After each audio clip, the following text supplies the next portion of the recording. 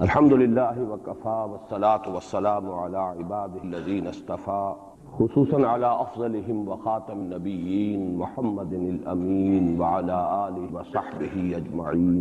اما بعد فقد قال اللہ تبارک وتعالی كما ورد في سورة الروم اعوذ باللہ من الشیطان الرجیم بسم اللہ الرحمن الرحیم الف لام میم غلبت الروم في أدنى الأرض وهم من بعد غلبهم سيغلبون في بضع سنين لله الأمر من قبل ومن بعد ويومئذ يفرح المؤمنون بنصر الله ينصر من يشاء وهو العزيز الرحيم وعد الله لا يخلف الله وعده ولكن أكثر الناس لا يعلم صدق الله العظيم. رب اشرح لي صدري ويسر لي امري واحلل عقدة من لساني يفقهوا قولي. اللهم ربنا الهمنا رشدنا واعذنا من شرور انفسنا. اللهم ارنا الحق حقا وارزقنا اتباعه وارنا الباطل باطلا وارزقنا اجتنابه. اللهم نور قلوبنا بالايمان واشرح صدورنا للاسلام ووفقنا لما تحب وترضى. آمین یا رب العالمین. یہ کہنے کی ضرورت نہیں ہے کہ قرآن حکیم کوئی تاریخ کی کتاب نہیں، یہ کتاب ہدایت ہے. اس کا اصل موضوع ہے انسان کی رہنمائی.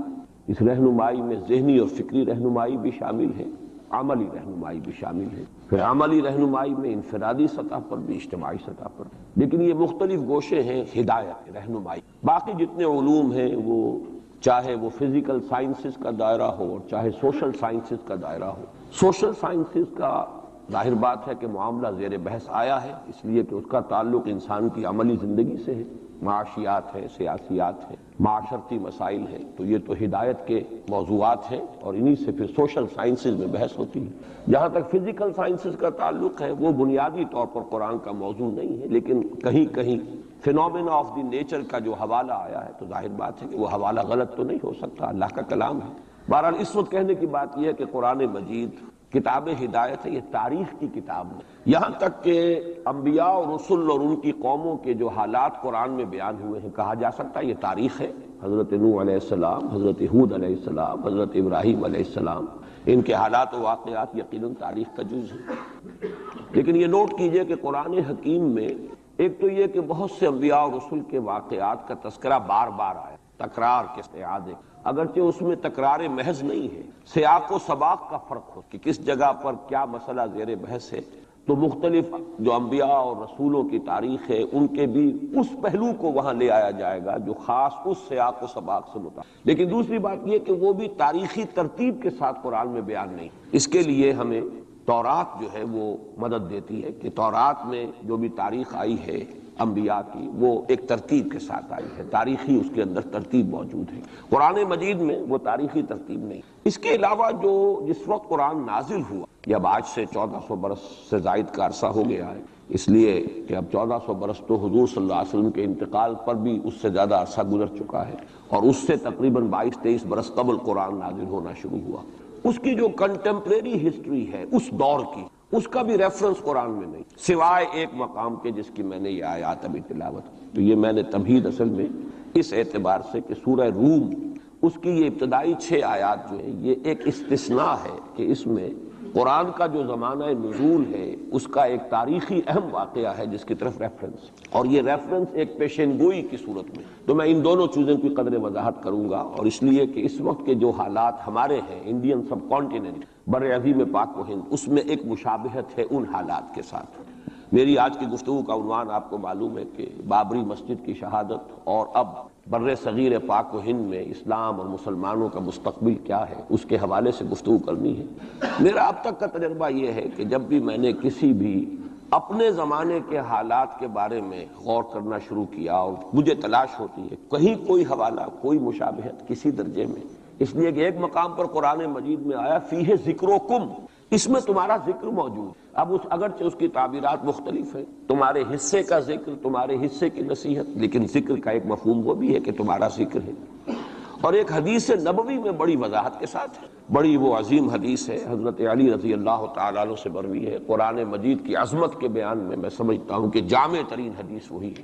حضرت علی فرماتے ہیں کہ حضور نے ارشاد فرمایا انہا ستکون فتنۃ، ان قریب ایک بہت بڑا فتنہ رونما ہو۔ تو حضرت علی فرماتے ہیں کہ اس پر میں نے سوال کی، قلت مل مخرج منہا یا رسول، اے اللہ کے رسول یہ بتائیے کہ اس فتنے سے نکلنے کا راستہ کون سا ہوگا۔ یہ بہت اہم نکتہ ہے کہ یہاں حضرت علی نے یہ نہیں پوچھا، اگر ہم ہوتے تو ہم تو سقراط اور بقراط ہیں نا، تو ہمارا تو معاملہ ہوتا ہے معلومات اور علمیات سے متعلق، ہم پوچھتے کب ہوگا، کیوں ہوگا، کدھر سے ہوگا، کیا ہوگا۔ یہ سارے سوالات جو ہے کہ وہ فتنہ کب ہوگا، کدھر سے آئے گا، کیوں آئے گا، کیسے آئے گا، کیا اس کے حالات ہوں گے، کیا تفاصیل ہوں گی، یہ سب در حقیقت صرف پہلے ہی انداز ٹھیک تھا۔ یہ ساری چیزیں جو ہیں ان کا تعلق ہے معلومات۔ عملی مسئلہ کیا ہوتا ہے، اس سے نکلنے کا راستہ کون؟ لہذا حضرت علی نے یہ نہیں پوچھا فتنہ کب ہوگا، کدھر سے ہوگا، کیوں ہوگا، کیسے ہوگا، بلکہ جو عملی اعتبار سے اہم سوال تھا مل مخرج منہا یا رسول اللہ، اے اللہ کے رسول یہ بتائیے اس سے نکلنے کا راستہ کون؟ مخرج آپ دیکھتے ہوں گے آج کل ہوائی جہازوں میں بھی لکھا ہوتا ہے، ایگزٹ جو ہوتا ہے، ایمرجنسی ایگزٹ، مخرج، نکلنے کا راستہ۔ تو حضور نے فرمایا کتاب اللہ، اس فتنے سے نکلنے کا راستہ اللہ کی کتاب ہے۔ فیہ نبأ ما قبلکم وخبر ما بعدکم وحکم ما بینکم۔ یہ طویل حدیث ہے، میں صرف 3 ٹکڑے اس کے سنا رہا ہوں کہ قرآن مجید کی تعریف بیان کرتے حضور نے فرمایا اس میں تم سے پہلے کے لوگوں کے حالات بھی ہیں، تمہارے بعد میں جو حالات آنے والے وہ بھی ہیں، اور تمہارے مابین جتنے بھی اختلافات پیدا ہوں گے ان سب کا فیصلہ بھی ہے۔ فیہ نبأ ما قبلکم وخبر ما بعدکم وحکم ما بین۔ یہ کیا ہو کر دیتے ہو، ٹھیک ٹھاک تھا معاملہ۔ تو یہ نوٹ کر لیجئے کہ اس حوالے سے میرا تجربہ یہ رہا ہے کہ جب بھی کبھی میں کسی وقتی موضوع پر غور کرتا ہوں تو مجھے کہیں نہ کہیں، آج تک ایسا نہیں ہوا ہے کہ مجھے قرآن مجید کے کسی مقام سے اس میں کوئی رہنمائی نہ ملی، چاہے وہ ایک یوں کہیے کہ ضمنی انداز میں بات ہوتی ہے، جزوی ہوتی ہے، ایگزیکٹلی تو وہ حالات آج نہیں ہے، 1400 برس کا فصل ہے، لیکن یہ مقام اصل میں مجھے محسوس ہوا کہ اس کی ہماری اس وقت کی جو صورتحال ہے بر عظیم پاک و ہند کی، اس کے حوالے سے اس میں بڑی مشابہت موجود ہے۔ تو سب سے پہلے میں چاہتا ہوں کہ ان آیات کا ترجمہ اور یہ کہ اس وقت جو حالات تھے کہ جن میں یہ آیات نازل ہوئیں ان کا ایک آپ کے سامنے تصور آ جائے۔ الف لام میم یہ تو حروف مقطعات ہیں، 4 مکی صورتوں کے شروع میں آئے ہیں، 2 مدنی صورتوں کے۔ سورہ بقرہ الف لام میم سے شروع ہوتی ہے، سورہ آل عمران یہ مدنیات ہیں۔ مکیات سورہ عنکبوت، سورۃ الروم جس کی یہ ابتدائی آیات ہیں، پھر سورہ لقمان، پھر سورہ سجدہ۔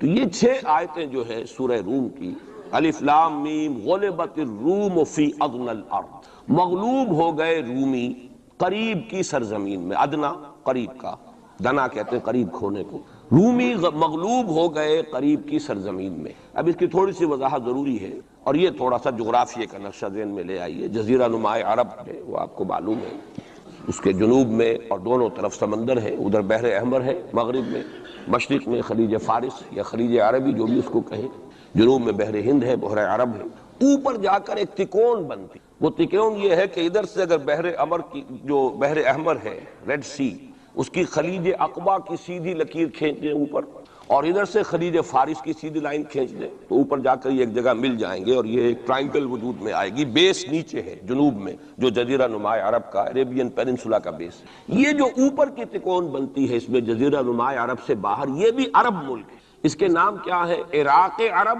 شام عرب۔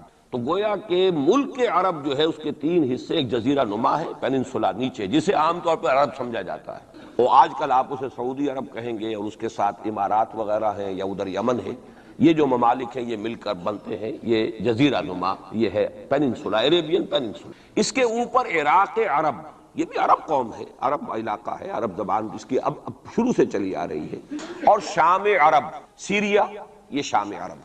اب اس سے دہنی طرف یا مشرق کی طرف ایران، اور شام کے مغرب کی طرف تو خیر میڈیٹرینین آ جاتا ہے، لیکن ذرا سا اوپر جائیں تو وہ ترکی ہے، روم، پرانا روم۔ اور آپ کو معلوم ہے کہ جب حضور کی بعثت ہوئی ہے تو اس سے پہلے کم و بیش 700-800 برس سے یہ 2 عظیم مملکتیں چلی آ رہی تھیں، سلطنت روما اور سلطنت ایران۔ ان دونوں کا مقابلہ رہتا، یوں سمجھئے کہ تاریخ جھولا جھولتی تھی، کبھی ایرانی آگے بڑھتے تھے یہ مکے شہر میں، اور شمال میں یہ جو کشمکش تھی تاریخ جھولا جھول رہی تھی، اس میں ایسا ہوا ہے کہ سن 614 میں ایک بڑی ہی زبردست شکست دی ہے رومیوں نے ایرانیوں. یہ تاریخ کی بدترین شکستوں میں سے ہے جو رومیوں کے ہاتھوں، جو رومیوں کی ہوئی ہے ایرانیوں کے ہاتھوں. اب ایرانی چونکہ تھے آتش پرست مشرک تھے، اور یہ تھے حضرت عیسیٰ کے نام لیوا. ان کی کچھ نہ کچھ مناسبت مسلمانوں سے جڑتی تھی، اس لیے کہ حضور صلی اللہ علیہ وسلم حضرت عیسیٰ علیہ السلام کے ماننے والے، انہیں اللہ کا پیغمبر ماننے والے. تو یہ جو ایک ایسوسییشن تھی اس کی وجہ سے بغلیں بجائیں مشرکین مکہ نے کہ دیکھو ہمارے جو ساتھی ہیں ایرانی آتش پرست وہ جیت گئے، اور تمہارے جو کیمپ، ایک ہی کیمپ سمجھ لیجئے، تمہارا بہرحال ان سے کچھ نہ کچھ تعلق ہے. تو حضرت مسیح کے ماننے والے اور تورات کے ماننے والے وہ شکست کھا گئے. اور شکست بھی ایسی تھی کہ یروشلم سے یہ نکلے ہیں، بھاگے ہیں رومی. ہرقل اس وقت وہ ایمپرر تھا، ہیرکلیس، اور ایلیا جو ان کا کہلاتا ہے یروشلم میں وہ ہیکل، اس سے جو ان کی بڑی صلیب تھی وہ بھی وہاں سے لے گئے وہ. اور گویا کہ ان کے لیے تو سمجھیے کہ یہ مذہبی اعتبار سے ایک موت تھی کہ ان کی مذہبی علامت، ان کے لیے شاعر جو ہے ان کے مذہبی، ان میں سب سے مقدس شے جو تھی وہ بھی ایرانی وہاں سے لے گئے. اور بہت ہی زبردست شکست ہوئی ہے اس وقت رومیوں کو، ہیرکلیس کو.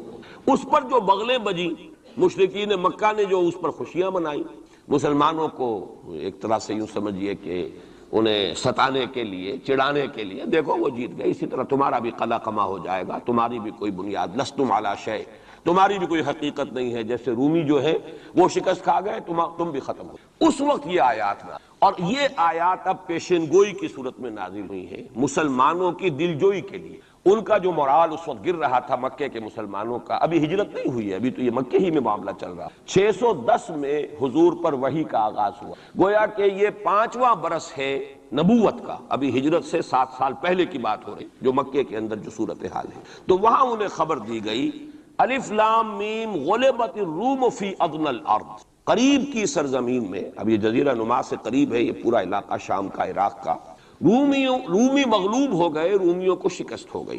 وَهُمْ مِنْ بَعْدِ غَلَبِهِمْ سَيَغْلِبُونَ، اور وہ اپنی اس مغلوبیت کے بعد پھر غالب آ جائیں. یہ پیشن گوئی کہ یہ صورتحال مستقل نہیں ہے، یہ عارضی سی بات ہے، اس پر بغلیں نہ بجاؤ، اس پہ خوشیاں نہ مناؤ، اور اے مسلمانوں تم دل گرفتار نہ ہو، رنجیدہ نہ ہو، بلکہ یہ عارضی بات ہے.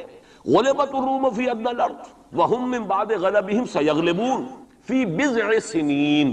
تعین کے ساتھ یہاں پر معین کر دیا ہے اللہ نے کہ بضع سنین میں، چند سالوں میں، لیکن بضع کے لفظ کا اطلاق ہوتا ہے عربی زبان میں 3 سے لے کر 9 تک پر، 10 سے کم 3 سے زائد، یہ بضع ہے. فی بضع سنین، ان سالوں کے اندر یہ پلٹا کھا جائیں گے حالات، tables will be turned، اور پھر جو ہے رومیوں کو فتح حاصل. یہ پیشن گوئی ہے. میں اب یہاں اس حوالے سے ذرا 2 باتیں کہہ دوں پھر آگے چلوں گا. میں نے خاص طور پر آج اس مقام کو اس لیے بھی چنا ہے کہ میں یہ محسوس کرتا ہوں کہ ہمارے ہاں جو حضور صلی اللہ علیہ وسلم کی احادیث میں پیشن گوئیاں ہیں، ہمارے ہاں کا جدید تعلیم یافتہ طبقہ ان کی طرف کوئی توجہ نہیں دیتا، بلکہ سمجھتا ہے کہ ادھر اس بے اعتنائی کا رویہ اختیار کرتا ہے کہ کوئی کیا باتیں ہیں، یہ آدمی کو کام کرنا چاہیے، یہ کیا پیشن گوئیوں کے بارے میں کیا دلچسپیاں لینا. تو پہلے تو وہ یہ نوٹ کر لیں کہ پیشن گوئیاں صرف حدیث میں نہیں ہے، قرآن میں بھی ہے. قرآن میں یہ پیشن گوئی آئی ہے.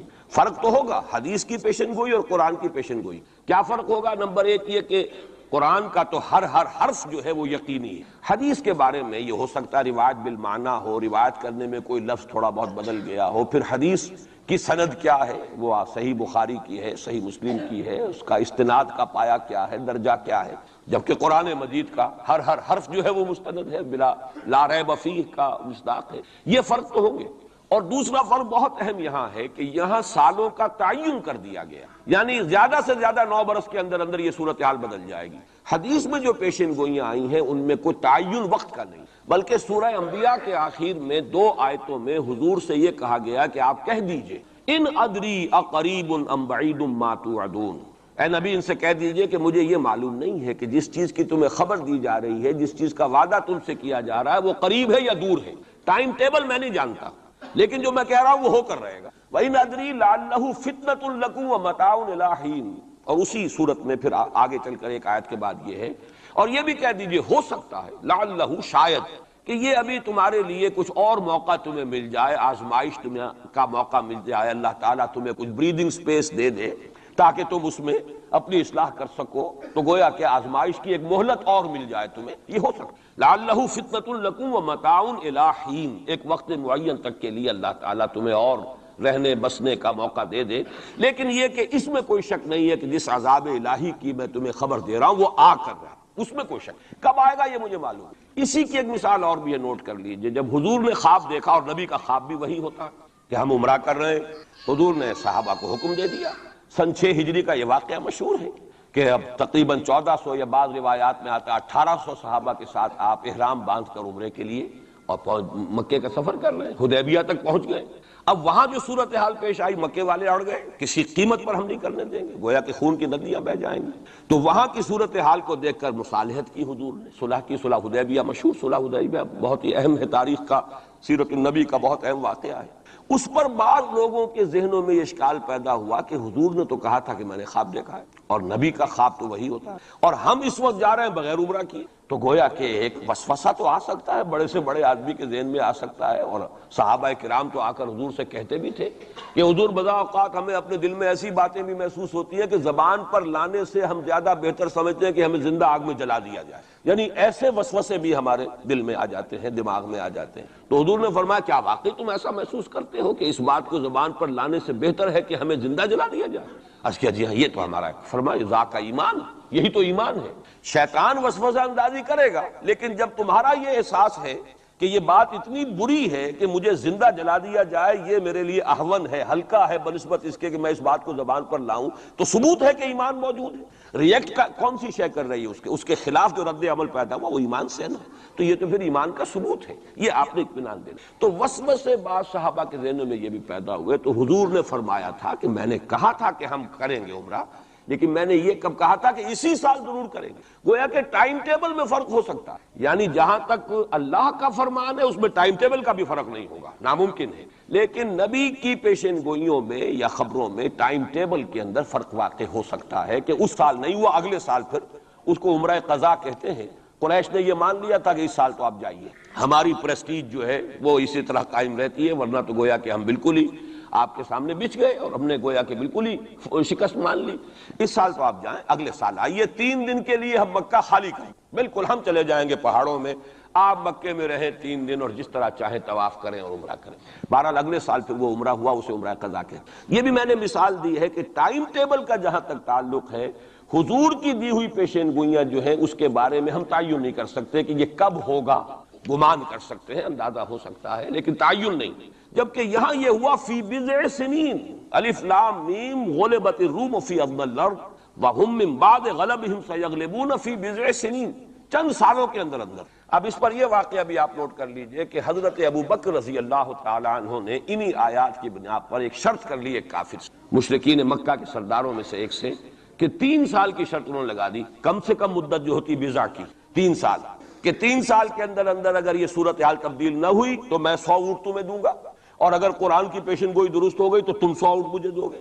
اور اس وقت تک اس طرح کی شرط لگانا ابھی حرام نہیں ہوا تھا، چونکہ شریعت کے احکام تفصیلی تو آئے نہیں تھے، ابھی تو نہ شراب حرام تھی نہ جوا حرام تھا، تو اس طرح کی شرط لگانا کس طرح کوئی حرام والی بات تو تھی نہیں۔ لیکن حضور نے فرمایا کہ نہیں ابو بکر، یہ تم نے غلط کی، جب بضع کا اطلاق 3 سے 9 تک پر ہوتا ہے تو تم 9 سال کی، تم اونٹوں کی مقدار بڑھا دو لیکن کہو کہ یہ 9 سال کی جو ہے اس کے اندر اندر یہ معاملہ ہوگا، اس لیے کہ بضع قرآن مجید کا لفظ جو ہے وہ عربی زبان میں کم سے کم اقل مدت 3 برس ہے، لیکن یہ کہ اس کی اکثر مدت 9 برس ہے۔ تو حضرت ابو بکر نے وہ بدلا اور ٹھیک 9 سال بعد وہ صورتحال پیش آ گئی۔ اور یہ عجیب ہے تاریخ کا واقعہ، ہرقلیس کی یہ جو فتح ہے یہ بھی بڑی ہی معجزانہ تھی۔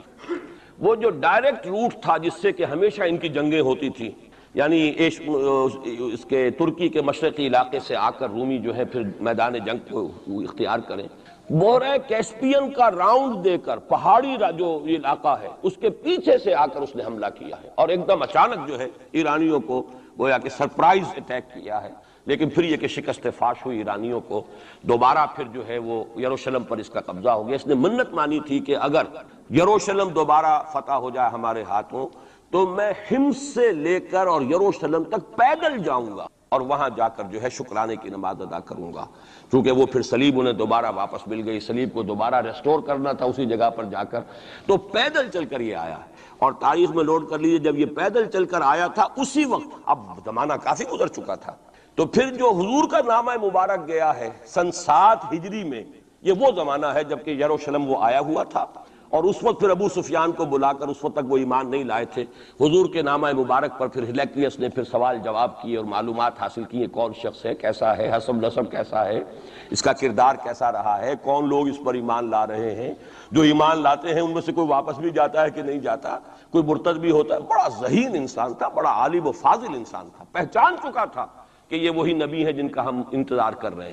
لیکن وہ یہ چاہتا تھا کہ جیسے قسطنطین نے اس وقت یہ کیا تھا کہ وہ جب اس نے مذہب بدلا ہے، عیسائیت اختیار کی، تو پوری مملکت جو ہے عیسائی ہو، تو نظام انٹیکٹ رہا، وہی ان کا بادشاہت کا نظام قائم رہا۔ چاہتا تھا کہ میرے یہ تمام کے تمام نائبین سلطنت اور جتنے بھی بطاریق ہیں، یہ بطریق پیٹریارکس، یہ سب کے سب بھی میرے ساتھ اسلام قبول کریں۔ اور سارا یہ اس نے جو سوال جواب کیا تھا ابو سفیان سے، اسی لیے کیا تھا کہ سارے درباری قائل ہوتے چلے جائیں کہ واقعی یہ نبی سے، لیکن اس کی امید کے برعکس ہوا، ری ایکشن بڑا شدید ہوا ان کے وہ پادریوں میں اور ان کے جو پیٹریارکس تھے ان میں، تو پھر وہ بھی محروم رہ گیا، سلطنت کی بیڑی اس کے پاؤں میں پڑی رہ گئی، زنجیر پڑی رہ گئی، وہ اسلام سے محروم رہ گئی۔ بہرحال اب یہاں نوٹ کیجئے کہ 9 برس بعد 623 عیسوی میں اس کو فتح حاصل ہو۔ حضرت عمر نے وہ 100 اونٹ حاصل، اگرچہ حضور نے پھر اس کے بارے میں حکم دیا کہ اسے صدقہ کرو، اس کو اب تم اپنے ذاتی استعمال میں نہ لاؤ، صدقہ کرو۔ اچھا، اس کے ساتھ اس پیشن گوئی میں دوسرا حصہ بھی ہے، الف لام میم غلبت الروم فی ادنی الارض وهم من بعد غلبهم سیغلبون فی بضع سنین للہ الامر من قبل ومن بعد۔ اللہ ہی کے ہاتھ میں ہے تمام معاملات کا اختیار، پہلے بھی اور بعد میں بھی، یہ تو ایمان کی بنیادی حقیقت ہے۔ وَيَوْمَئِذٍ يَفْرَحُ الْمُؤْمِنُونَ، اور اس روز اہل ایمان بھی بہت خوشیاں منا رہے ہوں گے۔ یہ اس پیشن گوئی کا دوسرا حصہ ہے۔ عین بدر کے دن یہ خبر آئی ہے کہ یہ پیشن گوئی صحیح ہو گئی۔ 9 برس ہو گئے، سن 5 جو نبوی سے اور غزوہ بدر 623 عیسوی میں غزوہ بدر ہو رہا ہے، 622 میں ہجرت ہے اور 623 میں غزوہ بدر ہو، اور جس روز فتح مسلمانوں کو حاصل ہوئی ہے بدر میں، اور سرداران قریش جو ہیں وہ کھجور کے کٹے ہوئے تنوں کے مانند جو ہے پڑے ہوئے نظر آئے ہیں میدان بدر میں، عین اسی وقت فتح کی خبر آئی ہے کہ رومیوں کو دوبارہ فتح حاصل ہو گئی ایرانیوں۔ یومئذ یفرح المؤمنون، اس دن اہل ایمان کو بھی بہت فرحت حاصل ہوگی، بہت خوشی حاصل ہوگی، وہ بھی جشن منا رہے ہوں گے بنصر اللہ، اللہ کی مدد سے۔ بدر میں جو اللہ تعالیٰ کی نصرت آئی ہے، ینصر من یشاء، وہ تو مدد فرماتا ہے جس کی چاہتا ہے، وَهُوَ الْعَزِيزُ الرَّحِيمُ، اور وہ زبردست ہے، رحم فرمانے والا ہے۔ وعد اللہ، اب دیکھیے ذرا تاکید کا انداز دیکھیے، وعد اللہ، یہ اللہ کا وعدہ ہے، لا یخلف اللہ وعدہ، اور کان کھول کے سن لو، اللہ اپنے وعدے کے خلاف نہیں کرتا۔ وَلَكِنَّ أَكْثَرَ النَّاسِ لَا يَعْلَمُونَ، لیکن اکثر لوگوں کو علم حاصل نہیں ہے، اکثر لوگ جانتے ہیں۔ یہ جو میں نے آیات اور اس کا تاریخی پس منظر، کچھ تھوڑا سا جغرافیائی جو اس کا پس منظر ہے وہ سارا آپ کے سامنے رکھا ہے، اس کا مقصد یہ ہے کہ ایک طرف تو جو پیشین گوئیاں ہیں ان کے بارے میں تعلیم یافتہ لوگوں کے ذہنوں میں بھی جو اگر کوئی اشکال ہے کہ حدیث میں جو پیشین گوئیاں آئی ہیں تو وہ رفع ہو جائے۔ ہمارے نزدیک قرآن اور حدیث میں کوئی فرق نہیں، قرآن بھی ہمیں محمد کے ذریعے ملا صلی اللہ علیہ وسلم، مجھ پر تو نازل نہیں ہوا، کسی اور پر نازل نہیں ہوا، ابو بکر پر نازل نہیں ہوا، نازل تو محمد پر ہوا صلی اللہ علیہ وسلم، وہ بھی آپ کی زبان مبارک سے ہمیں عطا ہوا، آپ سے لیا ہے صحابہ نے، صحابہ سے تابعین نے، تابعین سے تبع تابعین نے، اور اس کے لیے ریٹن ورڈ ذریعہ نہیں بنا ہے، اصل جو ہے یہ اسپوکن، زبان سے زبان، اور اصل شے آج بھی جو ہے وہ قرات ہے قرآن کی، قرات اور قرات کا فن جو ہے یہ ہے اصل اس کے لیے حجت۔ یہ لکھنے کا معاملہ جو ہے وہ بھی تھا، اس کے بعد حضرت ابو بکر کے زمانے میں اس کو ایک کتاب کی شکل میں بھی جمع کر دیا، پھر حضرت عثمان نے اس کو ایک رسم الخط پر بھی تمام امت کو جمع کر دیا، یہ بھی بڑی قیمتی چیزیں ہیں، لیکن اصل جو ہے میڈیم قرآن مجید کا منتقل ہونا کہ قلب محمد پر نازل کیا جبرائیل نے، انہ نزلہ علی قلبک، پھر لسان محمد سے صلی اللہ علیہ وسلم حاصل ہوا صحابہ کو، پھر صحابہ کی زبانوں سے، پھر یہ تابعین کو، تبع تابعین کو، تو یہ منتقل ہوتا آ رہا ہے۔ اور ہمارے ہاں جو فن قرات ہے اس میں باقاعدہ سند ہوتی ہے، جیسے فن حدیث میں سند ہے، آپ کس سے پڑھ رہے ہیں، اس نے کس سے پڑھی، اس نے کس سے پڑھی، سند چلے گی۔ اسی طریقے سے فن قرات میں سند ہے، جو ہمارے ہاں قراء ہوتے ہیں ان کا تعلق جو ہے وہ جڑ جائے گا اسی دور صحابہ کے قرآن۔ بہرحال اس وقت جو میں عرض کر رہا تھا کہ قرآن اور حدیث میں یہ فرق نہیں ہے، دونوں چیزیں محمد کی ادا کرنا، اور ہمیں معلوم ہے کہ حضور کو وحی صرف قرآن کی شکل میں نہیں ہوئی ہے، وحی خفی بھی ہوئی ہے، بہت سی باتیں اللہ تعالیٰ دل میں ڈالتا تھا۔ حضور کا خواب بھی وحی ہے، اس اعتبار سے وہ وحی خفی جس کو ہم کہتے ہیں اس پر بھی ہمارا ایمان ہے۔ البتہ فرق کیا ہے، جیسا کہ میں عرض کر چکا، یہ لفظ بلفظ محفوظ ہے، حرف بحرف، بلکہ لفظ بھی بڑی شے ہے، حرف بحرف محفوظ۔ وہاں یہ ہے کہ اس طرح کی حفاظت کا جو ہے وہ دعویٰ نہیں۔ نمبر دو یہ کہ یہاں جو شے ہے وہ اپنے ٹائم ٹیبل کے حوالے سے بھی قطعی ہوگی، وہاں یہ ہے کہ ٹائم ٹیبل کا ہم تعین نہیں کر سکتے، جبکہ قرآن مجید ہی کی 2 آیات آپ کو محکم سنا چکا ہوں۔ ان ادری اقریب ام بعید ما توعدون، نبی کہہ دیجیے مجھے نہیں معلوم جو کچھ تم سے وعدہ کیا جا رہا ہے وہ قریب ہے یا دور ہے۔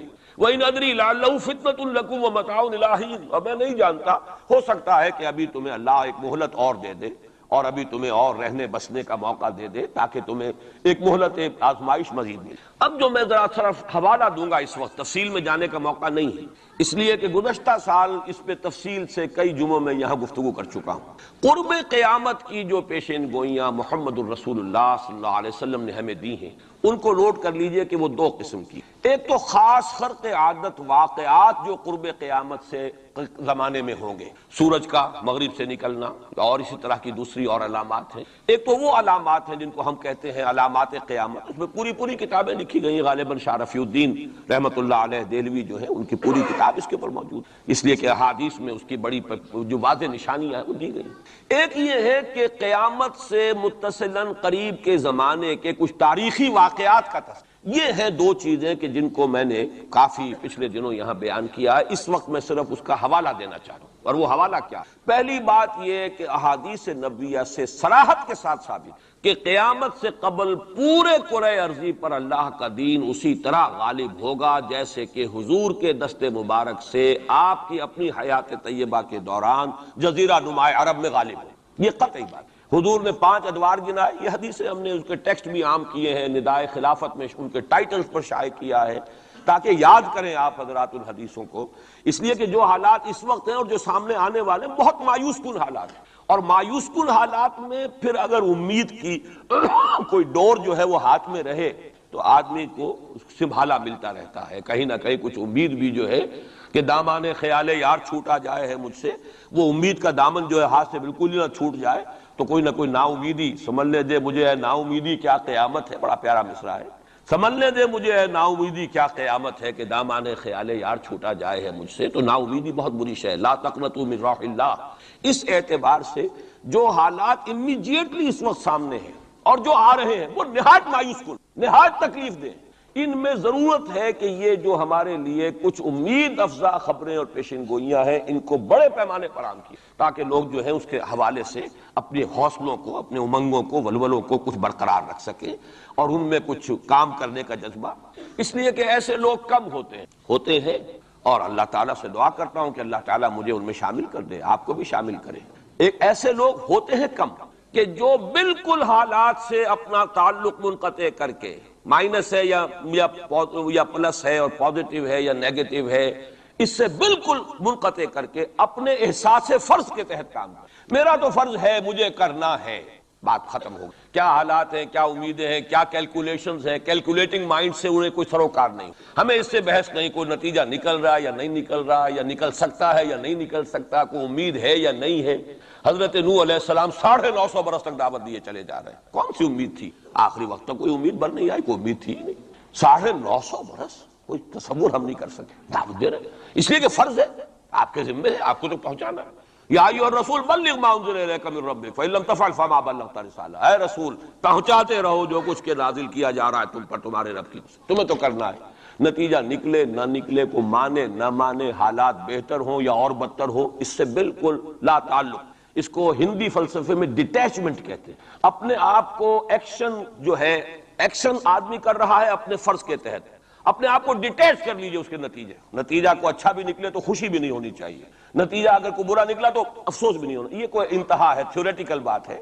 انسانی سطح پر تو یہی ہوگا کہ اچھا نتیجہ نکل رہا ہے تو کچھ نہ کچھ خوشی ہوتی ہے، فرحت ہوتی ہے، اطمینان ہوتا ہے، اور اگر کچھ دوسری صورت ہے تو پھر کچھ نہ کچھ رنج ہوتا ہے، افسوس ہوتا ہے۔ قرآن خود کہتا ہے فَلَعَلَّكَ بَاخِعٌ نَفْسَكَ أَلَّا يَكُونُوا مُؤْمِنِينَ، اے نبی کیا آپ اپنے آپ کو صدمے سے ہلاک کر لیں گے کہ یہ ایمان نہیں لا رہے؟ تو یہ صدمہ ہونا، رنج ہونا، دکھ ہونا، افسوس ہونا، یہ اپنی جگہ پر ہے۔ یا اگر کہیں کوئی کامیابی ہو جائے، حضرت عمر کے ایمان لانے کی خبر آئی تو حضور نے بھی نعرہ تکبیر بلند کیا۔ اب یہ ایک فوری تاثر ہے، ہونا چاہیے۔ آپ کو کسی چیونٹی نے کاٹا ہے کہیں سے تو فوراً ہاتھ آپ کا جو ہے وہ جنبش کھائے گا، یہ ریفلیکس ایکشن ہے، یہ ہوگا۔ لیکن ہندو فلسفی میں تو یہاں تک ہے کہ ڈیٹیچ کر لو اپنے آپ کو اس درجے کہ آپ کا اپنے ایکشن کے ساتھ، action for the sake of action, یا یوں کہیے کہ وہ اپنے مقصد کے تحت جو ہے آپ کام کر رہے ہیں۔ باقی یہ کہ کیا نتیجہ نکلتا ہے نہیں نکلتا ہے، امید افزا ہے یا مایوس کو بالکل چھوڑ دیں۔ بہرحال اس کی ضرورت ہے، لیکن ایسے لوگ جیسا کہ میں نے عرض کیا ہوتے کم۔ اکثریت لوگوں کی ایسی ہوگی کہ کچھ نظر آتا ہو تو کچھ کام کرتے ہیں، کچھ حوصلہ بڑھتا ہے، پھر کچھ اور ہمت جو ہے بنتی ہے۔ اس حوالے سے میں کہتا ہوں کہ چونکہ جو موجودہ حالات ہیں اور مستقبل قریب میں جو حالات آ رہے ہیں وہ سخت مایوس، انہی کا بعد میں تذکرہ کروں۔ لیکن اس وقت جو ہے اگر ہم ان حدیثوں کو سامنے رکھیں گے کہ پہلی بات یہ کہ اس دنیا پر پورے عرضی پر دین کا غلبہ ہو کر رہے گا، دین حق اسی طرح نافذ ہوگا جیسے کہ حضور کے ہاتھوں نافذ ہوا ہے جزیرہ نما عرب۔ اور یہ جو گلوبل ڈومینیشن ہے اسلام کی، یہ ایک تو اس سے بھی ثابت ہے کہ 3 مرتبہ قرآن میں فرمایا گیا هو الذی ارسل رسولہ بالہدی ودین الحق لیظہرہ علی الدین۔ حضور کا مقصد بعثت ایکسکلوسیو شان ہے، یہ صرف آپ کی ہے، کسی اور نبی اور رسول کی نہیں ہے۔ کہ قرآن کہتا ہے غلبہ دین کے لیے بھیجا ہم نے، صرف تبلیغ کے لیے نہیں بھیجا۔ باقی تمام انبیاء صرف تبلیغ کے لیے آئے، تبلیغ، تذکیر، تبشیر، تذکیر، نصیحت، جو بھی کہیں، تعلیم، تزکیہ۔ لیکن غلبہ دین کا لفظ صرف محمد الرسول اللہ صلی اللہ علیہ وسلم کے بارے میں آیا، اور 3 مرتبہ آیا، کسی اور نبی کے لیے 1 مرتبہ بھی نہیں۔ اور دوسری بات یہ بھی قرآن کے محکمات میں سے ہے کہ وَمَا أَرْسَلْنَاكَ إِلَّا كَافَّةً لِلنَّاسِ بَشِيرًا وَنَذِيرًا، ہم نے نہیں بھیجا ہے محمد آپ کو مگر تمام نوع انسانی، پوری نوع انسانی۔ گویا کہ پورے عالم انسانیت پر غلبہ دین ہوگا تو بعثت محمدی کی تکمیل ہوگی۔ پورے عالم جب بھیجا گیا پورے عالم انسانی کے لیے، اس اعتبار سے بھی صغرا کبرا جوڑیے تو اس کا نتیجہ نکلتا ہے۔ باقی یہ کہ حضور نے وضاحت کے ساتھ وہ احادیث جو ہیں جیسے میں نے عرض کیا، میں نے بارہا آپ کو سنائی ہیں، حضور نے 5 دور گنوائے ہیں: دور نبوت، دور خلافت علی منہاج النبوہ، حدیث کا ٹیکسٹ میں بیان نہیں کر رہا وقت کی کمی کی وجہ سے، پھر دور ایسی ملوکیت کا جو کٹ کھنی ہوگی، ظالم، کاٹ کھانے والی، پھر دور ایسی ملوکیت کا جو جبری ہوگی، یہ میرے نزدیک جو غلامی کا دور ہمارا گزر چکا ہے اور ابھی ہے، پارشلی ختم ہوا، پارشلی باقی۔ براہ راست جو ہے ویسٹرن امپیریلسٹ پاورز جو ہیں وہ یہاں سے چلی گئی ہیں، ان کی فوجیں اب موجود نہیں ہیں ہمارے ہاں، لیکن یہ کہ ان کی تہذیب، ان کا تمدن، ان کا فکر، ان کے نظریات، ان کے فلسفے، ان کی سوچ، ان کا طرز بود و باش، انہی کا لباس، انہی کی صفت، یہ سب کچھ موجود ہے۔ اور ٹیکنالوجی میں، علم میں اور معاشیات میں ہم بالکل بھکاریوں کی طرح ان کے سامنے ہاتھ پھیلانے پر، تو وہ ختم نہیں ہوا چوتھا دور، بلکہ در حقیقت یہ ایک انٹرم پیریڈ ہے چوتھے اور 5ویں کے درمیان۔ اور 5واں آپ نے فرمایا ثم تکون خلافت علی منہاج النبوہ، پھر 5واں دور آئے گا خلافت علی منہاج النبوہ۔ اور اس وقت گویا کہ پوری جو یہ عالم انسانیت ہے یہ اس چوتھے اور 5ویں دور کے درمیان میں ہے، یہ ایک درمیان کا عرصہ ہے، نو مینز لینڈ کہہ لیجئے اس کو، یا یہ کہ برزخی یہ دور ہے۔ وہ جو دور تھا امپیریلزم کا، مغربی امپیریلزم، غیر مسلموں کی ہم پر حکومت، ملکن جبرین، اور وہ خلافت علی منہاج النبوہ۔ پھر وہ 2 حدیثیں حضرت ثوبان رضی اللہ تعالی عنہ سے جو کہ مسلم شریف میں مروی ہے کہ مجھے اللہ تعالیٰ نے ساری زمین سکیڑ کر دکھا دی، یہاں تک کہ میں نے اس کے سارے مشرق دیکھ لیے، سارے مغرب دیکھ، وَإِنَّ أُمَّتِي سَيَبْلُغُ مُلْكُهَا مَا زُوِيَ لِي مِنْهَا، اور سن لو کہ میری امت کی حکومت ان تمام علاقوں پر قائم ہو کر رہے گی جو مجھے سکیڑ کر دکھا دیے۔ اب اس کے بعد مجھے تو کوئی شک ہے نہیں، صحیح ہند میں سے ہے روایت، صحیح مسلم، بعض حضرات کے نزدیک تو صحیح مسلم کا درجہ صحیح بخاری سے بھی بلند ہے، لیکن یہ کہ اکثر و بیشتر جو ہے ٹاپ پر صحیح ہیں جنہیں ہم کہتے ہیں صحیح بخاری، صحیح مسلم، یہ حدیث کے مجموعے میں سب سے اوپر ہے۔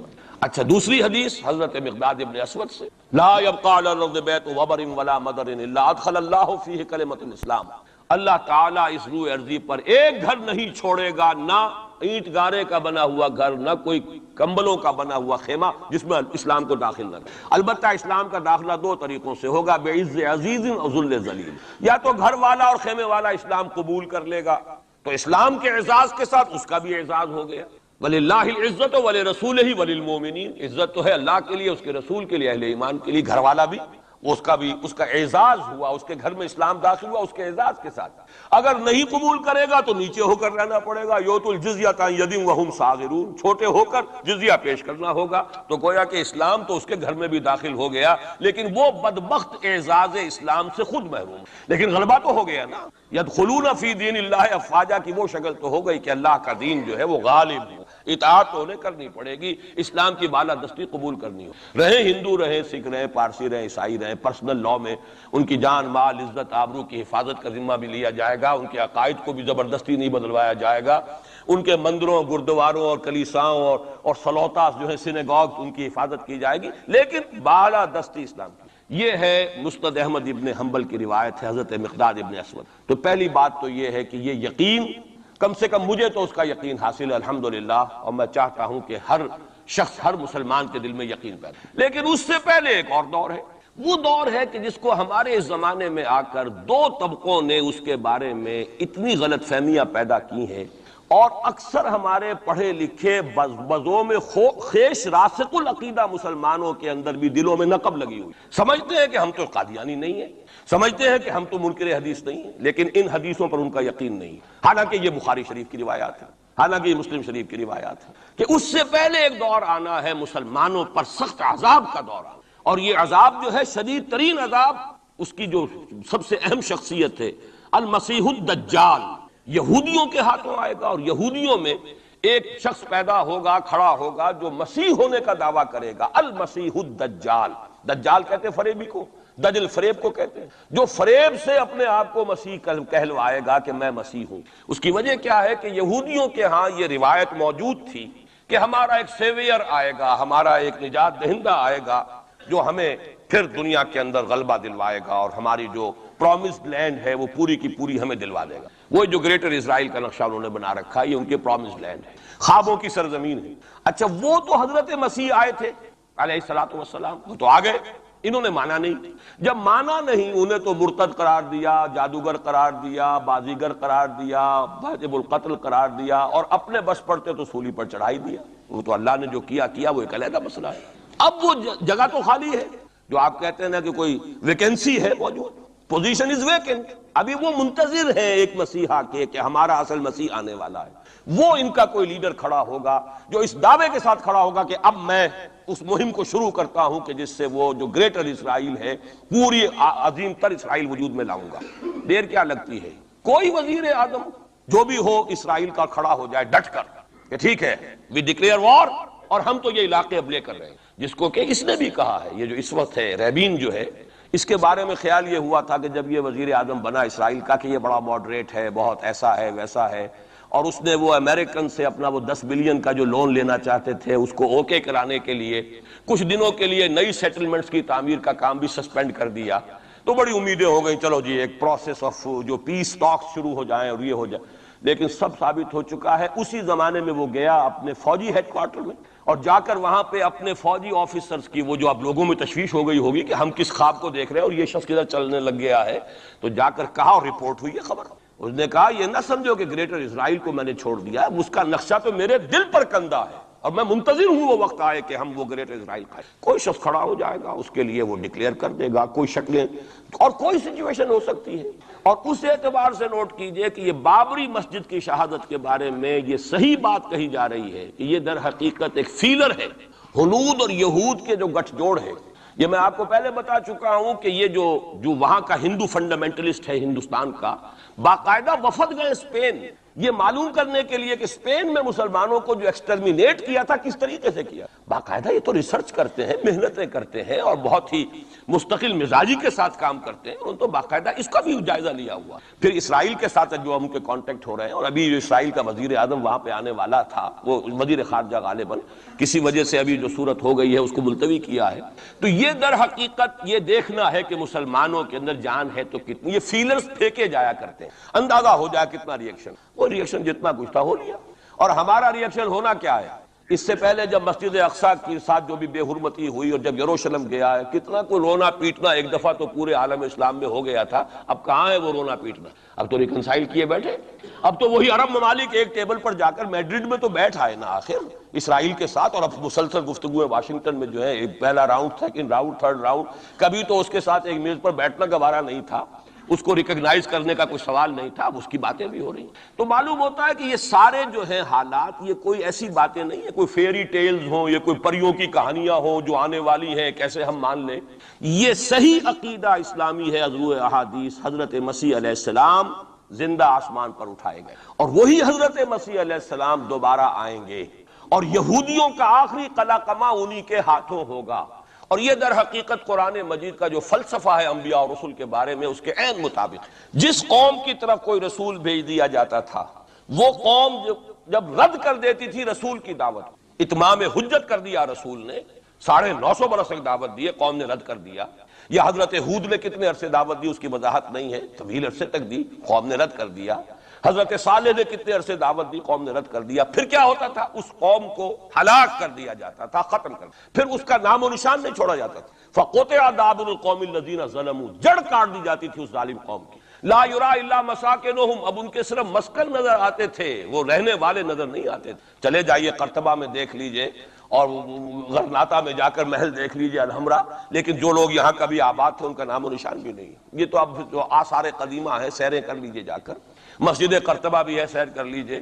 وہ تو اقبال کو تو خیر کوئی اجازت بھی مل گئی تھی نماز پڑھنے کی خاص کوئی، ورنہ وہاں پر تو اس کا بھی امکان نہیں ہے۔ اس کے ہارٹ میں جو ہے وہ چیپل موجود ہے، چرچ موجود ہے۔ بہرحال یہ سارے جو معاملات ہیں جان لی طریقے سے کہ یہ واقعات جن کی خبریں دی گئی ہیں، یہ بالکل اس کے مطابق حالات کا جو ہے نقشہ بیٹھتا چلا جا رہا ہے۔ کوئی یہودی لیڈر کھڑا ہوگا اور وہ مسیح کا دعویٰ کرے گا، میں ہوں مسیح، چاہے وہ خود بھی جانتا ہو کہ میں جھوٹ بول رہا ہوں، اور جانتا ہوگا کہ جھوٹ بول رہا ہوں، لیکن یہ کہ تمام اس یہودیوں کو جمع کرنے کے لیے لازم ہوگا کہ وہ دعویٰ کرے۔ اس لیے کہ اب بھی موجود ہے، جو لوگ جانتے ہیں یہودیوں کو، یہودی اب بھی سپلٹ ہیں۔ ان میں جو زیادہ مذہبی طبقہ ہے وہ زائنسٹ نہیں ہے، بلکہ وہ ان سے اختلاف کرتا ہے۔ زائنزم کی اپنی ایک تحریک تھی، وہ یوں سمجھیے کہ ایک ریشسٹ نیشنلسٹ موومنٹ ہے، وہ ایک نسلی قومیت کے اوپر چلنے والی جو ہے وہ ایک قوم پرستانہ جو ہے تحریک ہے۔ جو مذہبی طبقہ ہے، جو یہودی داڑیاں رکھتے ہیں اور جو لمبے لمبے بال رکھتے ہیں اور کالی ٹوپیاں پہنتے ہیں اور لمبی شیروانیوں ٹائپ جو ہے ان کے لانگ کوٹس ہوتے ہیں، اور یہ وہاں مینہٹن میں بڑے نظر آتے ہیں گھومتے ہوئے، اور بہت سرمایہ دار ہیں، اسی لیے نیو یارک کو جو یارک کہا جاتا ہے۔ وہ یہودی جو ہے وہ ان میں بڑا طبقہ بھی موجود ہے کہ جو اس زائنزم کو اور اسرائیل کو تسلیم نہیں کر رہا۔ تو ظاہر بات ہے کہ ان کے لیے ضرورت ہوگی کہ کوئی مذہبی اپیل آئے، منتظر تو وہ بھی ہے مسیح کے، اب آنا تو نہیں ہے، وہ مسیح جو آئے گا وہ تو آئے گا ان کی ہلاکت کے لیے۔ اس سے پہلے کوئی کھڑا ہوگا اور اس کو پھر یہ مذہبی یہودی بھی مان لے، نتیجہ یہ ہوگا کہ جو بھی پوری دنیا کا یہودی ہے وہ اس ایک علاقے میں آ جائے گا، اور وہ اپنے اس گریٹر اسرائیل کے لیے پھر جو وہاں پر جنگ کی بھٹی دہکے گی۔ یہ کتاب الملاحم، اکثر جو حدیث کی کتابیں ان کے آخر میں آ کے کتاب الملاحم کا باب ہے علیحدہ علیحدہ، جس میں کہ اس دور کی خبروں کا جو ہے حضور نے پوری پیشن گوئیاں کی ہیں کہ یہ کچھ ہونا ہے۔ جہاں تک المسیح الدجال کا تعلق ہے، اس کے بارے میں تو الفاظ یہ ہیں کہ کوئی نبی اللہ کا ایسا نہیں گزرا کہ جس نے مسیح الدجال کی فتنے سے خود پناہ طلب نہ کی ہو۔ اللہ خود حضور کی جو دعائیں ہیں معصورہ، اس میں ہے وَأَعُوذُ بِكَ مِن فِتْنَةِ الْمَسِيحِ الدَّجَّالِ، اے اللہ میں تیری پناہ طلب کرتا ہوں فتنت مسیح الدجال سے۔ وہ فتنہ اب سر پر آیا، یہ چند سالوں کی بات ہے، اور اکثر و بیشتر کچھ اور حوالوں سے بھی، وہ نوسٹروڈیمس کے حوالے سے ہو یا کسی اور کے حوالے سے ہو، پیشین گوئیاں وغیرہ، دنیا میں اس وقت پوری اس فضا کے اندر جو مذہبی فضا ہے یورپ کی، وہ بھی بہت پریگننٹ ہے اس حوالے سے کہ یہ پیشن گوئیاں اور اس طرح کی خبریں اور اس طرح کی آمد۔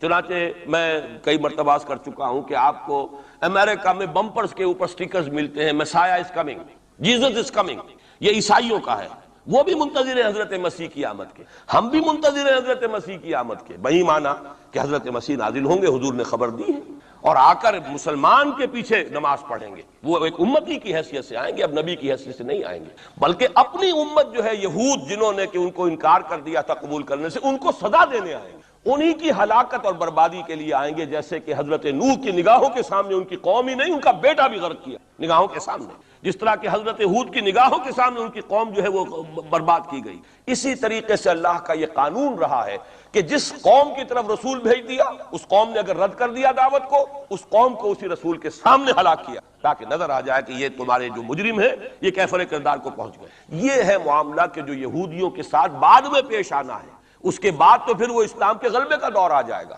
لیکن اس سے پہلے مسلمانوں پر شدید ترین عذاب کا دور آ رہا، اور یہ خبریں جو ہیں یہ بھی احادیث میں۔ اسی لیے میں نے کہا تھا کہ موجودہ حالات اور امیڈیٹ فیوچر بہت ڈارک ہے، بہت گلومی ہے مسلمانوں کے لیے۔ البتہ مسلمانوں میں اور مسلمانوں میں ایک فرق ہے، یہ اس کو نوٹ کیجیے۔ میں ساری باتیں جو کہہ رہا ہوں محکمات قرآنی کی بنیاد پر، میرا تو بہرحال جو بھی اب زندگی گزری ہے قرآن مجید کے پڑھنے پڑھانے میں گزری ہے، اسی پر سوچ بچار ہے، گفتگو میری ہے تو قرآن کے حوالے سے الحمدللہ، دعوت ہے تو قرآن کی، تو میں جو کچھ کہہ رہا ہوں، لیکن اب ہر چیز کے لیے تفاصیل سے اور تفصیل کے ساتھ دلائل بیان کرنے کا یہ وقت نہیں ہے، مختلف مواقع پر میں اس کے لیے دلائل دیتا رہا ہوں۔ لیکن نوٹ کر لیجئے، میں نے اسی مسجد میں ایک دفعہ ہیومن جیوگرافی کا لفظ استعمال کیا تھا کہ یہ جو تاریخ انسانی ایک جغرافیہ بھی ہے، تقریباً 600 کروڑ دنیا میں اس وقت حضرت آدم کی نسل آباد ہے، ان میں سے 1/5 ایک ارب سے زائد ہے، 120 کروڑ کے لگ بھگ ہیں مسلمان، ان سے دگنے ہیں عیسائی حضرت مسیح علیہ السلام کے نام لیوا، باقی جو ہے وہ پھر بقیہ ہیں، ہندو ہیں، بدھ ہیں، یہ ہیں وہ ہیں، لیکن یہ سمجھ لیجئے کہ یہ ہے ہمارا اس وقت ہیومن جیوگرافی کا ایک معاملہ۔ یہ جو 120 کروڑ کے قریب مسلمان ہیں، کلمہ گو ہے، محمد کا امتی ہے صلی اللہ علیہ وسلم، اب اس کے دو حصے کر لیجئے۔ 20 کروڑ کے لگ بھگ ہیں عرب، اور عرب سے مراد ہے جن کی اس وقت مادری زبان عربی ہے، جو عربی بولتے ہیں، عربی سمجھتے ہیں، عربی ان کی زبان۔ نسلاً سب کے سب عرب نہیں ہیں، ان میں بربر بھی ہے، شمالی افریقہ کے بربر ہیں نسلی طور پر، لیکن یہ کہ جب مسلمان وہاں غالب آ گئے ان کی زبان ہی ختم ہو گئی، تہذیب بھی ختم ہو گئی، وہ بالکل پورے عربائزڈ ہو گئے، یہاں تک کہ سوڈانی پورے عربائزڈ ہیں، ان کی عربی زبان ہے، عربی بولتے ہیں۔ تو یہ سب کے سب جو اس وقت میں عرب جو کہہ رہا ہوں وہ در حقیقت عرب جو کہ عربی بولنے والے، اور دوسرے جو ہے نان عرب وہ تقریباً 100 کروڑ، اور اس میں بھی نوٹ کر لیجئے ان میں سے لگ بھگ 40 کروڑ سب کانٹیننٹ میں آباد، سب کانٹیننٹ پاکستان، بھارت اور بنگلہ دیش، 40 کروڑ۔ کتنی بڑی تعداد ہے امت مسلمہ کا 1/3، اگر ٹوٹل 120 کروڑ ہے تو ٹوٹل کا 1/3 جو ہے وہ ان 3 ملکوں کے اندر ہے، جو کبھی ایک ہندوستان ہوتا تھا، اسی لیے میں اس کے لیے لفظ استعمال کرتا ہوں بر عظیم پاک و ہند، اس میں 40 کروڑ کے قریب مسلمان۔ بہرحال اس میں جو تقسیم ہے ازرو قرآن وہ دو کی، امیین اور آخرین، یہ قرآن کی اصطلاحات ہیں۔ سورہ جمعہ میں هو الذی بعث فی الامیین رسولا منہم، ایک امیین ہیں جن میں سے خود حضور تھے، عرب، آپ کی زبان عربی، اور انہی کی زبان میں قرآن نازل ہو، نوع انسان را پیام آخری حامل رحمت للعالمین، وکذالک انزلناہ قرآنا عربیا لعلکم تعقلون۔ لعلکم تعقلون میں تو مخاطب نہیں ہوں، میری زبان تو عربی نہیں ہے، لعلکم تعقلون میں کون مخاطب ہے؟ وہ جن کی زبان عربی ہے۔ ان لوگوں کو اللہ نے رتبہ زیادہ دیا، فضیلت دی، اس سے بڑی فضیلت کیا ہوگی؟ حضور انہی میں سے ہیں صلی اللہ علیہ وسلم۔ منہم هو الذی بعث فی الامیین رسولا منہم، انہی میں سے۔ پھر یہ کہ ان کی زبان میں اللہ نے اپنا کلام نازل کیا، فضیلت بھی بڑی ہوئی، لیکن فضیلت جہاں بڑی ہوتی ہے ذمہ داری بھی زیادہ بڑی ہوتی ہے، اور زیادہ بڑی ذمہ داری والا آدمی کوتاہی کرتا تو سزا بھی زیادہ بڑی ہوتی ہے۔ تینوں چیزیں جو ہے لازم و ملزوم ہیں، جن کے درجے ہیں سوا، ان کی سوا مشکل ہے، درجہ سوا ہے، بلند ہے، ذمہ داری بھی زیادہ ہے، کوتاہی ہوگی تو سزا کی بھی زیادہ مستحق ہوگا۔ اس کا مصداق ہے عالم عرب، خاص طور پر وہ جو اصل عرب ہے پرانے، لیکن طبعاً چاہے وہ غیر عرب تھے لیکن عربی زبان اب ان کی مادری زبان ہو چکی ہے، وہ بھی اس میں شامل ہو، ان پر اصل سزا کا دور ان پر آنا۔ اور ایک عجیب بات ہے، انہی پر اصلاً ایک سزا کا دور پہلے بھی، یہ سیکنڈ ٹائم ہے، جیسے کہ بنی اسرائیل کے بارے میں آیا ہے، وَقَضَيْنَا إِلَىٰ بَنِي إِسْرَائِيلَ فِي الْكِتَابِ لَتُفْسِدُنَّ فِي الْأَرْضِ مَرَّتَيْنِ وَلَتَعْلُنَّ عُلُوًّا كَبِيرًا۔ بنی اسرائیل کے لیے بھی ہم نے طے کر دیا تھا کہ 2 مرتبہ تم 2 سرکشی کرو گے اور ہمارے عذاب کے کوڑے تمہاری پیٹھ پر برسیں گے۔ یہی معاملہ بنی اسماعیل کا پہلا دور ان پر آیا تھا، کب؟ آج سے 750 برس قبل، کروڑوں قتل کروائے تاتاریوں کے ہاتھوں، ان کی حکومت ختم، آخری خلیفہ بنی عباس اس کو نکال کر محل سے اور جانور کی ایک کھال کے اندر لپیٹ کر، اور تاتاریوں نے اپنے گھوڑوں کے سوموں تلے کچل خاتمہ، اور پھر انہی تاتاریوں کو اسلام کی توفیق دے دی، اسلام کا جھنڈا ان کے ہاتھ میں تھما دیا ہے، آیا فتنہ تاتار کے افسانے سے پاسماں مل گئے کعبے کو صنم۔ اس کے بعد کچھ عرصے رہا معاملہ ہسپانیہ میں عربوں کا، آج سے 500 برس قبل وہ بھی ختم۔ تو عربوں پر ایک دور تو وہ آ چکا، لیکن وہ دور ایکسٹرمینیشن کا نہیں تھا، وہ دور کاہے کا تھا؟ معزول کر دیے گئے، امت کی جو قیادت تھی وہ غیر عرب کو منتقل ہو گئی۔ ترک کون تھے؟ غیر عرب، ترکوں ہی کے اندر سے یہ 4 جو ہے یہ سٹاکس نکلے ہیں، ایک سٹاک ایک ہے، 4 اس میں سے آپ کہہ لیجئے کہ مختلف اس کی شاخیں ہیں. ترکان تیموری ہندوستان میں آ گئے، ترکان صفوی ایران میں آ گئے، ترکان سلجوقی مڈل ایسٹ میں رہے بہت عرصے تک، اور پھر ترکان عثمانی کا تو کہنا ہی کیا ہے. وہ تو گویا کہ جو وہ رومن امپائر تھی اس کا جانشین جو بنا ہے وہ در حقیقت اس کے بعد وہ تو آل عثمان کی حکومت ہے. ترکان عثمانی، یہ عثمان حضرت عثمان نہیں ہے رضی اللہ تعالیٰ عنہ، یہ ایک تاتاری سردار ہے عثمان جن کی اولاد ہے جس کو آپ آٹومان ٹرکس کہتے ہیں. اور یہ پھر سلطنت جو ہے آٹومان گریٹ آٹومان کنگڈم جو کہ اب ختم ہوئی ہے اس صدی میں. پہلی یہ جو صدی ہے اس کی ابتدا میں پہلی جنگ عظیم کے بعد اس کا خاتمہ ہوا ہے. اس کا بس صرف ایک سمجھیے کہ نشان ترکی کی شکل میں رہ گیا ہے، باقی وہ گریٹ امپائر جو تھے اسی کے ریمیننٹس بوسنیا میں بیٹھے ہوئے جن کے اوپر اس وقت ظلم ہو رہا ہے. انہی کے جیورجیا میں بیٹھے ہوئے. جیورجینز تو ہیں بھی اصل میں ٹرک، نسلاً ٹرک ہیں، بوسنینز جو ہے ٹرکس نہیں ہیں، لیکن یہ اسی زمانے میں اسلام لائے تھے جبکہ یہاں پر آل عثمان کی حکومت قائم ہوئی تھی اور پورا مشرقی یورپ جو ہے وہ ترکان عثمانی کے زیر نگی. بہرحال یہ ایک سزا کا دور جو ہے وہ تو آ چکا، دوسری سزا اور سختر سزا کا دور اب آ رہا. اس کا آغاز گلف وار سے ہو چکا. جیسا کہ میں نے عرض کیا ٹائم ٹیبل کوئی نہیں دیا جا سکتا، خبریں موجود ہیں اس کے بعد یہ ہونا ہے، یہ ہونا ہے، یہ ہونا ہے، اور 8 اقساط میں ہم ندائے خلافت میں وہ مضمون شائع کر چکے جس میں احادیث میں زیادہ تر سنن ابی داؤد کی روایات ہیں، بڑی تفصیل موجود ہے. اور یہ ہے مجھے بھی پسند نہیں، آپ کو بھی پسند نہیں، اور پسند نہ ہونے کی وجہ سے ہی زبان پر ہم نہیں لاتے، اسی وجہ سے لوگ جو ہے ناواقف ہیں. یہ سارے ممالک حدیث میں موجود ہے کہ مسلمانوں کے ہاتھوں سے نکل جائیں گے جنہیں یہودی گریٹر اسرائیل میں شامل کرتے ہیں. شام سارا، عراق سارا، مصر کا ڈیلٹا جتنا علاقہ زرخیز ہے اس کا جو بھی اچھا علاقہ ہے سارا، شمالی حجاز کا علاقہ سارا، یہاں تک کہ حدیث میں تو آتا ہے کہ مدینے کے دروازوں تک پہنچ جائیں گے لیکن مدینے میں داخل نہیں ہو سکیں گے. اللہ تعالیٰ خصوصی حفاظت فرمائے گا.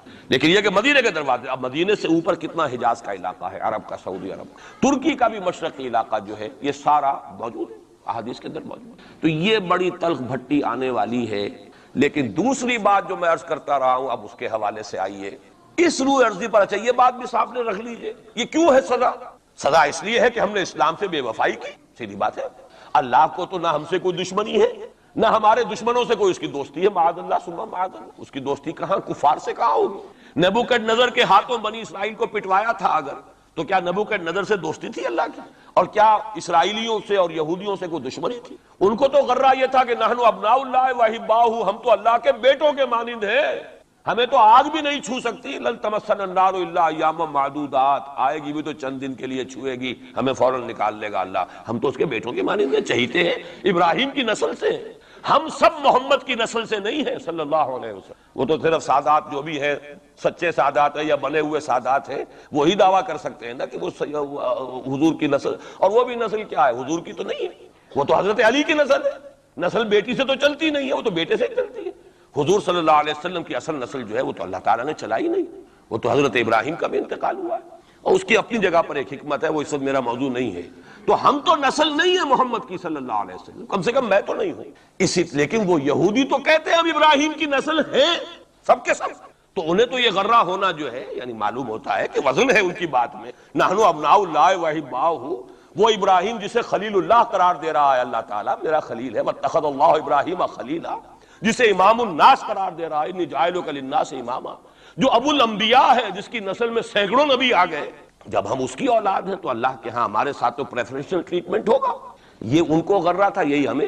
لیکن جان لیجئے جب انہیں پٹوایا، جب قرآن مجید نے کہا فَلِمَ يُعَذِّبُكُم بِذُنُوبِكُم، ایسا ہی تمہارا غرہ ہے، تم اللہ کے چہیتے ہو تو اللہ تمہیں کیوں سزائیں دیتا رہا ہے؟ نبوکدنضر سے کیوں پٹوایا، رومن سے کیوں پٹوایا، اس صدی میں جرمنوں سے کیوں پٹوایا، لاکھوں کی تعداد کے اندر. معلوم ہوا کہ اللہ کا معاملہ جس قوم سے بھی ہے کووننٹ ہے، وہ میثاق ہے ہمارا اللہ کے ساتھ. میثاق قرآن ہے ہمارا، ان کا میثاق تورات تھی. پکڑو اس کو، خذوا ما آتیناکم بقوۃ، پکڑو اس کو مضبوطی کے ساتھ جو ہم نے تمہیں دیا ہے.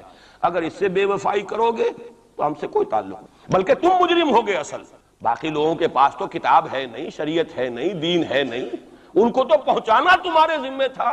تم تو ان کو کیا پہنچاتے، خود اس سے بے وفائی کر بیٹھے ہو. لہذا ساری دنیا کی گمراہی کی ذمہ داری بھی تمہارے کندھوں پر ہے. یہ ہے وہ جرم جس کی بنا پر سزا ملے گی. سزا کے مستحق ہیں ہم، اور ہم میں سب سے بڑھ کر عرب ہیں جن کی مادری زبان عربی ہے، جن کو صرف نحو پڑھنے کی ضرورت نہیں قرآن سمجھنے کے لیے. وہ تو از دل خیزت بر دل ریزت، براہ راست کمیونیکیشن قرآن سے ہو رہی ہے، وہ بے وفائی کریں تو ظاہر بات ہے مہا مجرم وہ ہے۔ لیکن پھر غیر عرب مسلمانوں میں اس وقت روئے ارضی پر سب سے بڑی مجرم قوم 10 کروڑ مغربی پاکستانی، یہ میں ڈنکے کی چوٹ کہہ رہا ہوں اور بہت عرصے سے کہہ رہا ہوں، اس لیے کہ ہم وہ لوگ ہیں کہ جنہوں نے اسلام کے نام پر ملک بنایا۔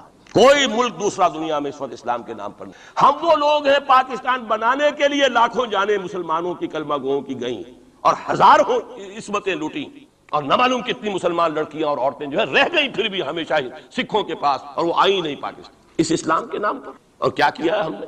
46 برس ہو گئے، اس کہاں اسلام ہو؟ لہذا اس سے بڑی مجرم قوم عربوں کے بعد ہم یہ کہہ سکتے ہیں ہمارا عام آدمی قرآن نہیں پڑھتا، قرآن جانتا نہیں، ٹھیک ہے، اپلی ہے کچھ نہ کچھ، اس اعتبار سے ان کے بعد نمبر ہمارا ہے، لیکن باقی پوری دنیا کے مسلمانوں سے بڑھ کر مجرم۔ اور ہم اصل میں نہ صرف یہ کہ خود اپنے حصے کے مجرم ہیں، بھارت کے مسلمانوں کا بھی سارا وبال ہماری گردن ہے۔ آج میں چاہتا ہوں کہ اس کو آپ اچھی طرح نوٹ، بھارت کے مسلمانوں نے جسے آپ فرض کفایہ کہتے ہیں، نماز جنازہ فرض کفایہ، چند لوگوں نے بھی کسی مسلمان کی نماز پڑھ لی تو سب کی طرف سے ادا ہوگی، کسی نے بھی نہیں پڑھی تو سب مجرم ہو جائیں گے، بستی کے سب لوگ مجرم ہوں گے۔ بھارت کے مسلمانوں نے فرض کفایہ ادا کیا جب پاکستان بنوا دیا آپ کو، اور اس کی قیمت آج بھی وہ دے رہے ہیں، کھلے نعرے لگ رہے ہیں، مسلمان کے 2 استھان، پاکستان یا قبرستان، تیسرا کوئی جگہ۔ ڈنکے کی چوٹ کہا بابری مسجد کے بعد ایل کے اڈوانی نے، ہم ساری مسجدیں گرا دیں گے ہندوستان، کوئی مسجد باقی نہیں۔ ڈنکے کی چوٹ اعلانیہ، یہ سب کچھ ہو رہا ہے، اور یہ نعرے تو نہ معلوم کب سے لگ رہے ہیں، اور نہ معلوم کب سے میں یہاں ان مسجدوں کے اندر بھی اور اپنی تقریروں میں غور کرتا رہا ہوں کہ کیا وہاں ہو رہا ہے، لیکن ہمارے تو کان پر جو نہیں رہی،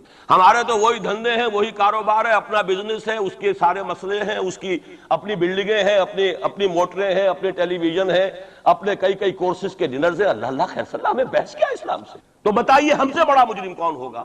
آج جو کچھ ہندوستانی مسلمان پر بیت رہی ہے اس کا جرم ہمارے کندھے پر۔ یہ میں جذباتی انداز میں نہیں کہہ رہا، میں تو 2 اور 2 4 کی طرح ثابت کر سکتا۔ انہوں نے فرض کفایہ ادا کر دیا، اور اس وقت یاد کیجئے مولانا ابوالکلام آزاد، مولانا مدنی، جمعیت علماء ہند کے علماء اپنے تقدس اور اپنے تدین اور اپنے تقوی کے اعتبار سے انکوسچنیبل، کوئی شک و شبہ نہیں ہو سکتا ان کی نیت پر اور ان کے تقوی پر اور کردار پر، انہوں نے کیا کہا تھا؟ یہی کہا تھا کہ یہ پاکستان بنا کر تم مسلمانان ہند کو 3 حصوں میں تقسیم کر دو گے۔ 3 میں کہا تھا، 2 میں نہیں، 3 میں، حالانکہ بظاہر تو ایک پاکستان بن رہا تھا نا، لیکن یہ مولانا ابوالکلام آزاد کے الفاظ تھے کہ 25 برس سے زیادہ یہ 2 خطے یکجا نہیں رہ سکتے، اور 25 برس کیا 24.25 برس میں ٹوٹ گیا پاکستان، 25 برس پورے نہیں ہوئے، اور ان کے الفاظ تھے یہ کہ 25 برس سے زائد جمع نہیں رہتا، 24.25 برس میں ختم ہو گیا۔ 16 دسمبر 1971 کو پاکستان ختم ہو گیا کہ نہیں ہو 71 کو۔ بہرحال نوٹ کرنے کی بات ہے، ہم نے کیا کہا تھا؟ میں بھی مسلم لیگی تھا، میں نے بھی نعرے لگائے ہیں، چاہے غیر شعوری دور تھا، ہائی اسکول اسٹوڈنٹ تھا، پاکستان کا مطلب کیا، لا الہ الا اللہ، فلک شگاف نعرے لگائے ہیں، اور نوائے وقت کا پرچہ انتظار کرتے تھے اسٹیشن پر کھڑے ہو کر، حصار ریلوے اسٹیشن کے اوپر، کہ اب گاڑی آئی اور اب نوائے وقت لیا اور پھیل گئے پورے شہر میں اس کو پہنچانے کے لیے۔ ہم کیا کہا کرتے تھے؟ جی نہیں، 2 طرف سے پاکستان جو ہے مضبوط پاکستان ہوگا، ہندوستان میں کسی ہندو کو جرت ہوگی مسلمان کے لیے کوئی میلی نگاہ سے دیکھنا بھی؟ وہ سارے خواب کہاں گئے؟ وہ تو حرم ہوئے، وہ 2 طرف کا جفا تھا وہ تو ختم ہوا، اس لیے کہ وہ زنبور تو اب رہا ہی نہیں، تو کھل گئی، نوٹ ہی ختم ہوئی۔ وہ مشرقی پاکستان